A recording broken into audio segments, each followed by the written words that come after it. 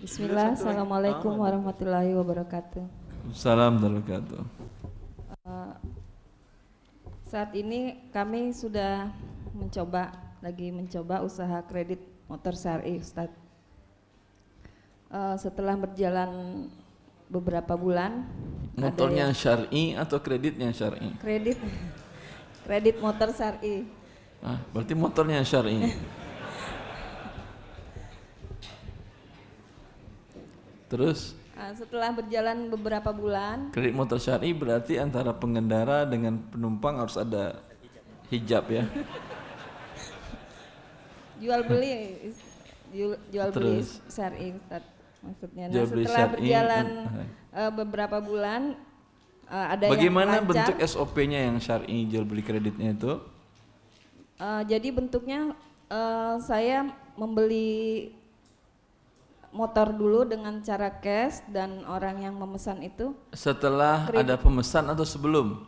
setelah ada yang mesan. Jadi Kalau dia nggak jadi beli? ya nggak bisa. Kok nggak bisa? Nggak ada yang. Berarti pesen. sudah dia akad Anda jual sebelum barang Anda beli? Iya. Iya Ustaz. Tadi sama nggak dengan yang tadi online tadi? Sama. Ini offline ada ribanya juga seperti ada riba online tadi juga. Umumnya orang seperti itu. Dia mau dagang, mau untung tapi nggak siap risiko. Lihat orang dagang ya, orang dagang beras, orang dagang baju, dagang mobil, segala macam. Itu mereka miliki dulu sebelum ada pemesan atau setelah berpesan baru dia beli. Kalau yang toko dari masa ke masa mereka siap dengan semua risiko. Dia beli berton-ton beras, belum tentu ada orang beli sekilo hari itu, ya atau tidak? Tapi risiko sudah ada tangannya, besok busuk, besok kena hujan. Itu yang boleh dapat untung. Ini dia nggak mau risiko, mau untung saja. Tukang riba seperti ini ya, akhi.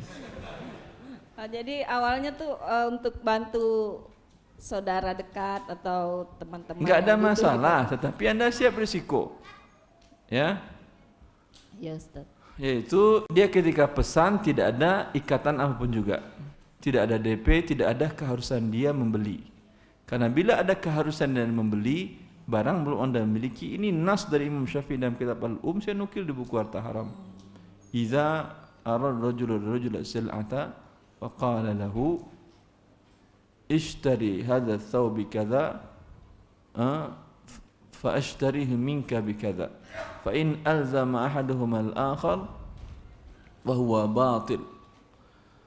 Kata Imam Syafi'i, bila dua orang berjalan, jalan A dengan B, lalu si B melihat barang, mau motor atau rumah atau apa, dia bilang ke A, tahu dia si A punya uang cash, kamu beli motor itu dulu ya, harga sekian, nanti setelah kamu beli saya akan beli. Fa in alzama anfusahum bil aqdil awal faqad batal. Bila si pembeli tadi, kan dia suruh beli kan ya? Iya. Si pembeli tadi mengatakan, saya sudah beli, kamu wajib beli dari saya, ya, batal akadnya. Kenapa? Karena dia menjual barang yang dia belum miliki. Maka ketika dia beli tadi, dia harus tahu bahwa itu dia hanya ngomong saja. Bisa jadi dia beli, bisa jadi tidak. Di sana ada risiko. Ketika dia jadi beli, alhamdulillah. Ketika tidak dibeli, risiko Anda. Biasanya orang nggak siap seperti ini, apalagi bank.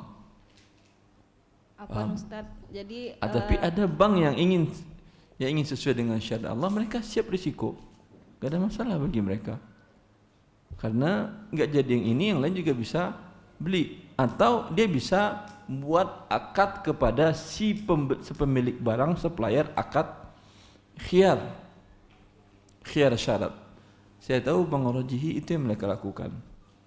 Orang beli mobil dari mereka, Lexus, Land Cruiser, Camry dan lain-lain, ke bank syariah Bang Rojihi.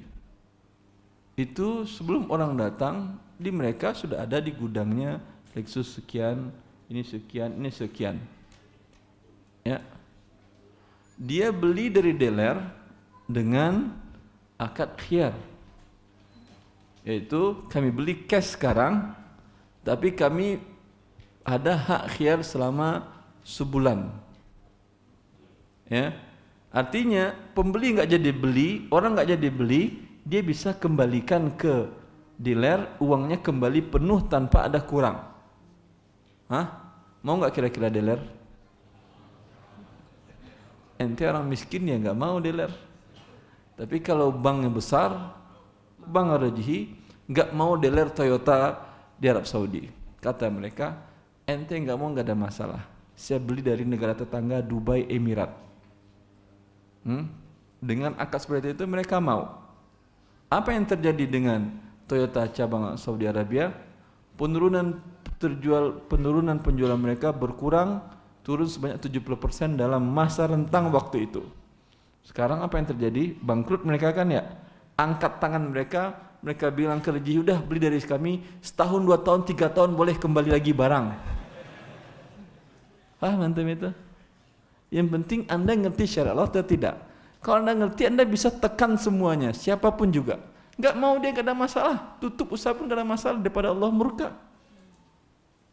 Biasanya pedang bank dan teman-temannya itu atas nama dagang itu takut risiko. Yang berani pedagang pasar. Dia beli sayur sekian ikat, padahal yakin dia enggak semuanya terjual hari itu. Tapi berani mereka beli.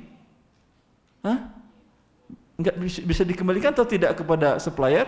Enggak bisa.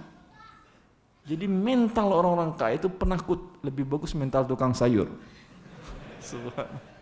Siap mereka menanggung risiko, karena itu halal. Yang kaya tadi enggak halal dapat keuntungan sama dengan riba. Ya, taib Ustaz. Maka kalau ibu ingin beli seperti tadi, tidak ada ikatan dari awal, beli dulu, ya, minta kosong, sebagian dealer mau kosong. Minta kosong, jangan pakai nama Anda dulu, karena nanti jadi 2 kali balik nama, 2 kali pajak. Dibeli dulu di bawah tangan. Ya, saya yakin kalau Anda beli satu motor atau satu mobil, itu nggak mau dealernya. Tapi kalau Anda jadi pelanggan setia, pasti mau dia. Salah satu toko kredit yang mereka nanya ke saya dulu di salah satu provinsi di Sumatera, mereka nanya, Ustaz, kami mau bikin lembaga keuangan. Apa tujuan Anda bikin lembaga keuangan? Ya, ingin jual barang dengan tidak tunai, kami untung, Ustaz. Anda punya modal? Kami punya modal, Ustaz, ada 1 miliar. Udah, jangan bikin lembaga keuangan, karena lembaga keuangan repot perizinannya dan SOP-nya sudah ditetapkan dari pusat dan itu mengandung unsur riba. Kalau Anda ingin cari untung, investor ada, semuanya bisa dibeli jual dengan tidak tunai dan tidak ada yang akan mempermasalahkan dan tidak ada pajak. Paham? Kecuali pajak secara umum, pajak tahunan. Bagaimana caranya? Ada orang yang ingin beli motor, disediakan motor. Ada orang beli rumah, dibeli dulu rumahnya. Sampai Masya Allah, bulan pertama omsetnya sampai 200 juta per bulan. Sekarang lebih 1 miliar per bulan omset penjualannya. Apapun bisa dibeli dengan tidak tunai di sana. Saya bilang, bagaimana Anda memitigasi risiko bila yang enggak bayar? Alhamdulillah, Ustaz, selama ini enggak ada yang bermasalah. Kenapa? Karena kami jual hanya kepada teman-teman yang sudah ikut kajian yang sering kami kenal. Kami tahu dia takut kepada Allah, itu bagus ya akhi.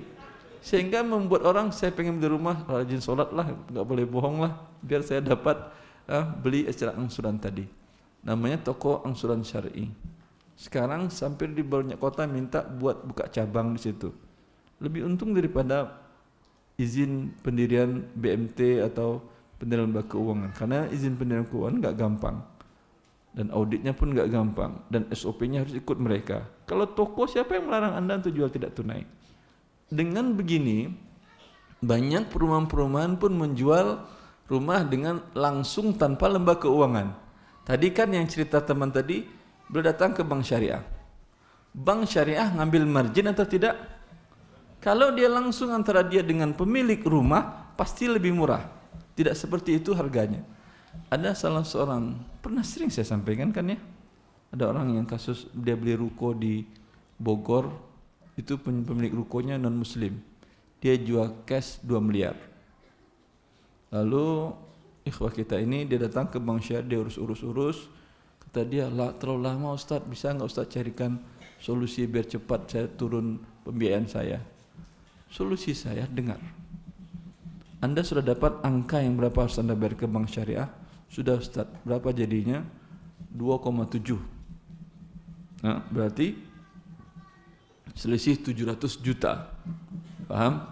Bank Syariah bayar 2 miliar, nanti dijual dia 2,7, yang angkatnya seperti saya katakan tadi, riba. Ya. Lalu gimana Ustaz? Saya katakan, datang kepada si yang non muslim tadi. Ya, dia kan jual 2 miliar cash. Bilang ke dia, saya beli 2,7 dengan tenor sama dengan yang tadi, dengan Bank Syariah tadi. Tidak ada denda keterlambatan. Mau nggak si non muslim tadi? Mau. Ya? Daripada bank yang menikmati 700 juta, mending dia mau non muslim mau ya akhi. Nego dapat diskon 150 juta dari non muslim tadi. Dia telepon saya, Ustaz, tolong kirim nomor rekening antum ke saya mau kirim setengahnya buat antum. Saya katakan siap. Tapi setelah hutang Anda lunas semuanya, saya kirimkan nomor rekening. Lalu kata beliau, kalau gitu nggak jadi Ustaz. Sekarang antum punya hutang 2,7, mau mengasih hadiah ke orang, bayar dulu hutang, setelah lunas mau hadiah, alhamdulillah. Jelas nanti non muslim aja mau seperti itu. Beberapa waktu yang lalu sebelum Ramadan, ada salah seorang pejabat senior di Kementerian Keuangan yang sudah ngaji dan dia ingin menjual rumahnya dengan harga 3,5 miliar di Bekasi Kemang Pertama di situ. Rumah dia di situ dijual 3,5 miliar. Yang beli bilang, "Pak, saya beli tapi saya enggak pakai bank. Angsuran langsung kepada beliau." Otomatis tentu lebih murah. Si pembeli lebih diuntungkan dan tidak ada denda keterlambatan. Pusing ininya, notarisnya. Gimana sih buat akadnya? Gimana cara Anda mengamankan hak Anda? Dia minta tolong Ustaz, tolong buatkan draft akadnya. Saya minta tim saya siapkan draft akadnya, tinggal distempel oleh pihak notaris. Begitu, ngapain? Ada mahasiswa saya yang elang gumilang punya perumahan di daerah Bogor, termasuk pemuda terkaya di Indonesia tahun 2007, spesifik dia terkaya. Dia tersangkut permasalahan riba juga. Saya bilang jual rumah Anda langsung tanpa melalui lembaga keuangan, ya pasti lebih murah. Oleh karena itu OJK mengeluarkan peraturan terbaru bahwa tidak boleh membuat akad kredit di atas 60 bulan. Paham antum? Karena bila itu dibolehkan harus kata OJK harus melalui lembaga keuangan. Karena bila dibolehkan apa artinya? Tutup lembaga keuangan. Iya kan? Karena yang paling panjang itu lembaga keuangan. Tutup. Oleh karena itu Anda sebagai muslim yang pintar jangan buat 60, bikin 59 bulan. Dia ingin membodohi kita, kita bodohi juga dia. Sehingga tidak melanggar hukum mereka, juga tidak kita melanggar hukum Allah. Ibu yang bertanya, sudah ada yang mau dilanjutkan Ibu? Terlalu panjang jawabannya kali Ibu ya, pusing sih. Lanjutannya aja Ustadz, memang ada rencana untuk buka toko yang tadi Ibu. Iya. Kita beli rumah itu, ke Ibu, alhamdulillah teman-teman terbantu, beli mobil sesuai kebutuhannya. Tapi Ibu syaratkan yang beli itu lihat dulu, verifikasi dulu. Iya, mampu atau tidak dia bayar. Nanti asal beli aja dia kemudian dia bayar dia. Masalahnya kredit macetnya ini Ustadz, kita kan tidak ada denda, tidak ada. Kan sudah saya katakan tadi. Bagaimana Anda mitigasi risiko? Anda bilang, saya hanya jual kepada orang yang sholat 5 waktu di masjid Ustaz. Karena orang yang sholat seperti itu pasti orangnya amanah. Jelas Ibu? Justru sama teman sendiri. Teman sendiri kalau nggak sholat dia, kalau urusan dia kewajibannya kepada Allah tidak dia tunaikan, apalagi kewajibannya kepada manusia. Makanya Ahmad bin Hasan Hasan al-Basri ketika beliau mengangkat calon suami anaknya, beliau syaratkan yang sholat 5 waktu di masjid. Ini standar pertama. Kalau kewajibannya kepada Allah tidak dia tunaikan, apalagi kewajibannya kepada istrinya. Paham? Kalau kewajibannya kepada Allah dia tunaikan dengan baik sesuai dengan yang Allah perintahkan, pasti urusan manusianya nggak ada masalah. Jelas Ibu? Biasanya kalau di Arab Saudi seperti ini. Kalau ada yang minta rekomendasi baik untuk utang piutang segala macam, harus ada surat dari imam masjid yang menyatakan dia sholat 5 waktu di masjid tersebut. Ini enak. Antum imam di sini, Syekh? Enggak. Imam tentu tahu ini sholat terus di masjid dia. Udah dapat rekomendasi. Jelas Ibu? Bilang ke dia. Syarat berkas pertama, surat rekomendasi stempel resmi dari DKM masjid Anda tinggal, Anda sholat subuh terus berjamaah.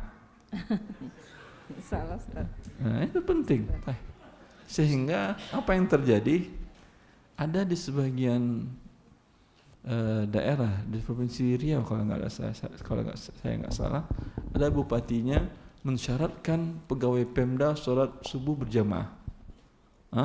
Viral beritanya sampai ramai segala macam. Bagus itu ya akhi. Karena kalau dia sholat berjamaah, urusannya dengan Allah gampang, pasti urusan dengan manusia jadi gampang. Kalau urusannya dengan Allah bermasalah, pasti dengan urusan manusia bermasalah nantinya.